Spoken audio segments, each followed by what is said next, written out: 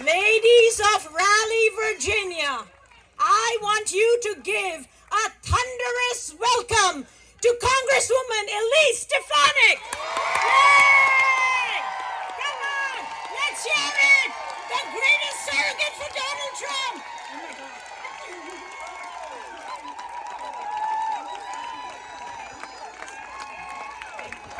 Let's hear it for Ruth. Thank you.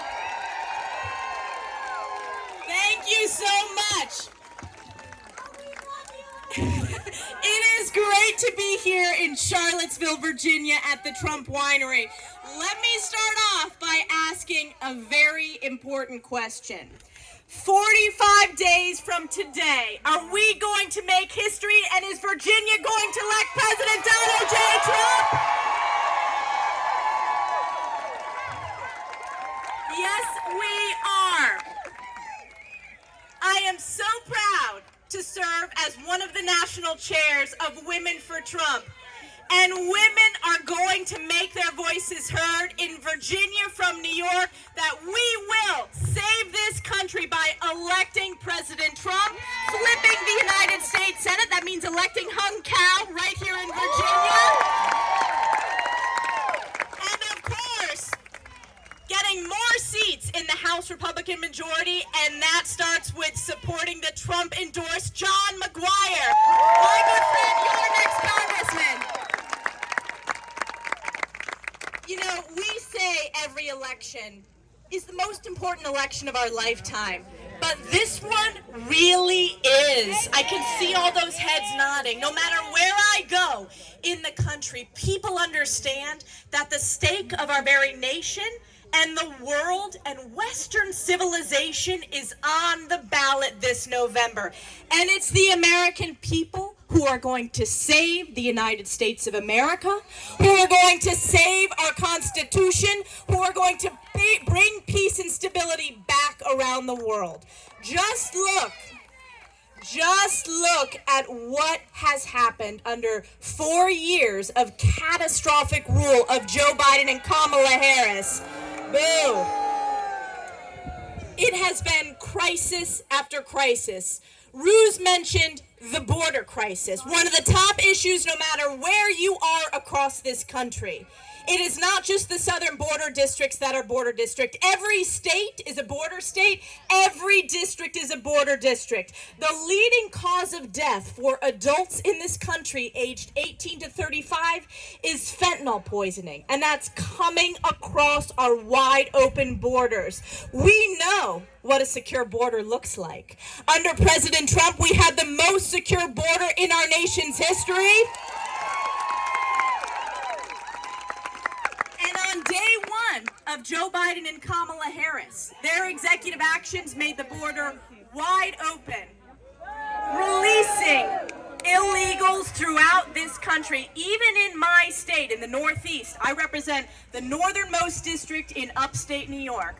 We have seen illegals who are being sent, just like they are to Virginia. They've been sent to New York State, to New York City, and even along my district, the Swanton sector, between the U.S. and Canada, there has been a skyrocket of illegals crossing because of Kamala Harris. And we know it's Kamala Harris who is Joe Biden's open border czar. We know she will continue the failed policies of Joe Biden. That's why as House Republicans, we passed the Secure the Border Act, which would make sure we return to the effective policies of President Trump. Build the wall, end catch and release, restore remain in Mexico, immediately deport any illegal here, those that are assaulting women, committing crimes. And I'll give you two very specific examples. I know they are in states across this country, but in my home area where I'm from in upstate New York, we had a 15-year-old young woman who was raped by an illegal who came across Kamala Harris's wide open border. We had a 21-year-old in the Syracuse area of New York who was killed on her 21st birthday from an illegal and buried in a public park. Americans are losing their lives because of violent illegals in our country. President Trump will secure our borders, bring safety and security back to this country, back to every state.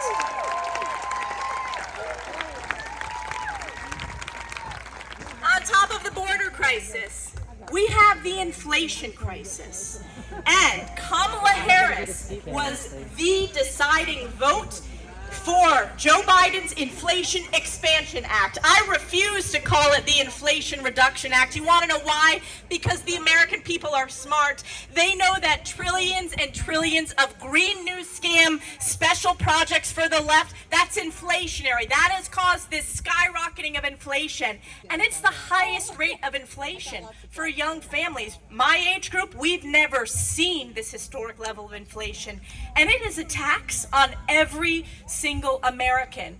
You know, in my district, the median income is about $45,000, and people are struggling to make ends meet. You go to the grocery store. I still do the grocery shopping in my family. It is sticker shock, and families are having to decide between groceries and home heating. That never happened under President Trump's watch. We have the greatest economy in my lifetime, in decades, ever. The greatest economic boom our country has ever seen. And what does Kamala Harris do? Not only does she own this inflation crisis as the deciding vote in the United States Senate, she wants to raise your taxes by trillions of dollars. Raise taxes on small businesses, raise taxes on family farms and hardworking families. What did President Trump do? He cut taxes, and he's going to cut them even more. And one of, I think, the most genius policies that President Trump has rolled out this election cycle is no tax on tips. It was so smart that Kamala Harris tried to steal it from him, but everybody knows that it is President Trump that represents the hardworking men and women across this great country. And since we're here with Raleigh, Virginia, with so many women leaders, let me tell you, if you look at President Trump's record when it comes to women in this country, historic number of women in the workforce, wage increases, salary increases for working women. He increased the child tax credit. He doubled the child tax credit for hardworking families. He made child care more available. He is a pro-family, pro-women president.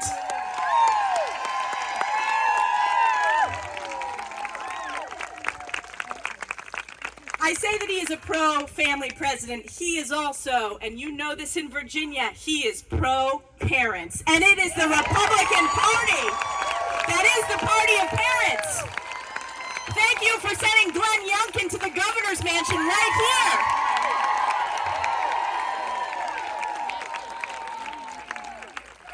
You have seen firsthand in Virginia how radical today's Democrat Party is, how they are brainwashing our kids, teaching them fundamentally un-American values. We will always stand up for parents' rights. That's why we passed the Parents' Bill of Rights, which President Trump will sign into law.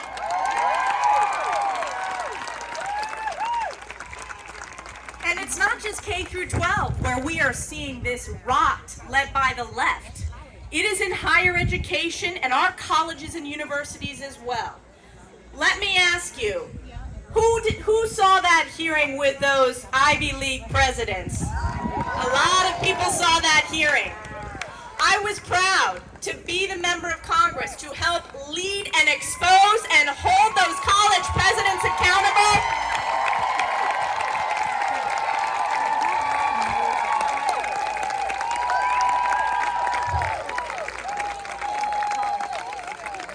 Because look what was happening on our college campuses that have been taken over by the left. After the October 7th Hamas terrorist attacks against Israel, you saw a lack of moral leadership on our colleges, universities. You saw a skyrocketing of anti-Semitism. And I asked those college presidents, one of which I graduated from. I'm proud to be the first member of my family to have had that opportunity to graduate from college. And I asked them this: does calling for the genocide of Jews violate your university's code of conduct? And they said, one after the other, it depends on the context. Let me tell you, it does not depend on the context. The world heard. In 1 week, 1 billion people saw that testimony, making it the most viewed testimony in the history of Congress. And in 48 hours, the Penn president was fired. A month later, the Harvard president was fired. The Columbia president was forced to resign. Rutgers was forced out. Cornell, 5 down, so many to go. And we are not stopping. You know, I was with President Trump earlier this week, and he was speaking at a very important event condemning anti-Semitism. And he said on day one, if these colleges and universities fail to enforce Title VI protections for Jewish students, they will lose their accreditation. And let me add this, they will lose their funding.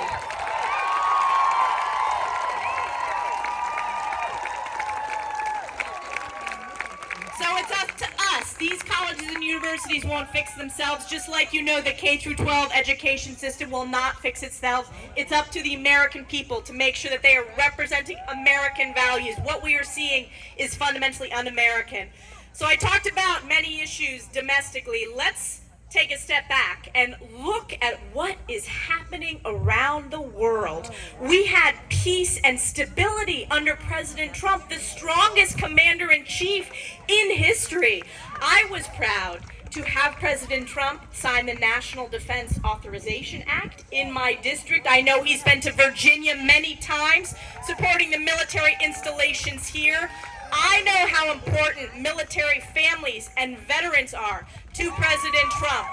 And remember, it's the Democrats who gutted the spending when it came to our nation's military. It was President Trump who rebuilt our nation's military.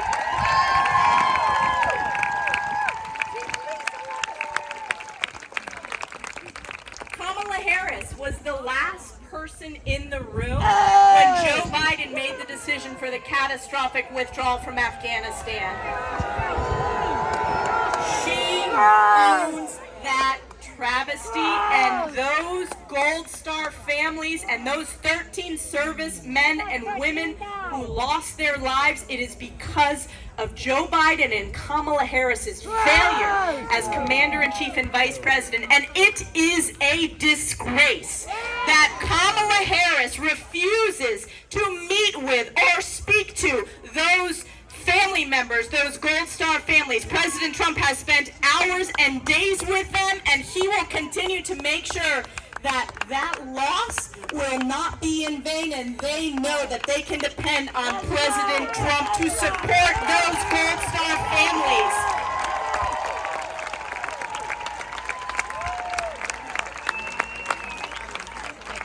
We hosted, the Speaker of the House hosted a Congressional Gold Medal, which is the highest honor for Congress to bestow, with these 13 Gold Star families just 2 weeks ago. And they didn't even send their Secretary of Defense, let alone their Vice President, let alone the President of the United States. It is a disgrace. It is a stain on this administration, and Kamala Harris owns it. Shame on her. After the catastrophic withdrawal from Afghanistan, the world saw, our adversaries saw this. You saw Putin invading Ukraine, which would have never happened under President Trump's watch. And then on October 7th, I referenced this before, you had the bloodiest attack against the Jewish people when Hamas terrorists beheaded, burnt babies, raped women, killed senior citizens. And what did Joe Biden and Kamala Harris do? They turned their back on Israel, our most precious ally. President Trump has the strongest record when it comes to standing with Israel. And America supports that. The American people stand with Israel. Not like this White House. Harris has called for Israel to unilaterally disarm. Kamala Harris is the one who wanted to withhold military aid that the United States Congress passed. At every opportunity, Kamala Harris has turned her back on our most precious ally, and boy, she will be held accountable for voters across this country.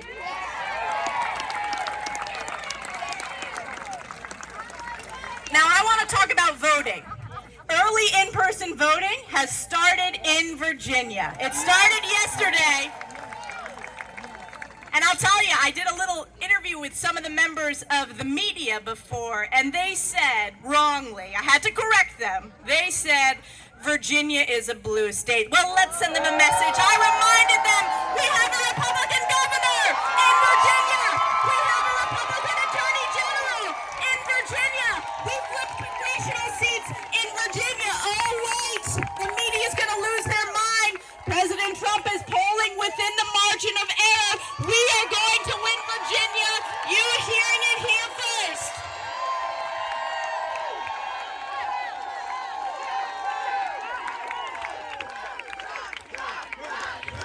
Because Americans know, just like Virginians know, that President Trump will stand and fight. He has gone through so much. We will never forget him standing on that stage in Butler, Pennsylvania, raising his fist after the assassination attempt. He is going to continue to stand for the American people to save this country.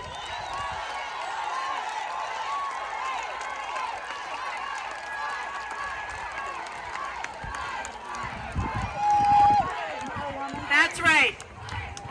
So in 45 days, I have a message for you, Virginia, and all you leaders of Rally Virginia.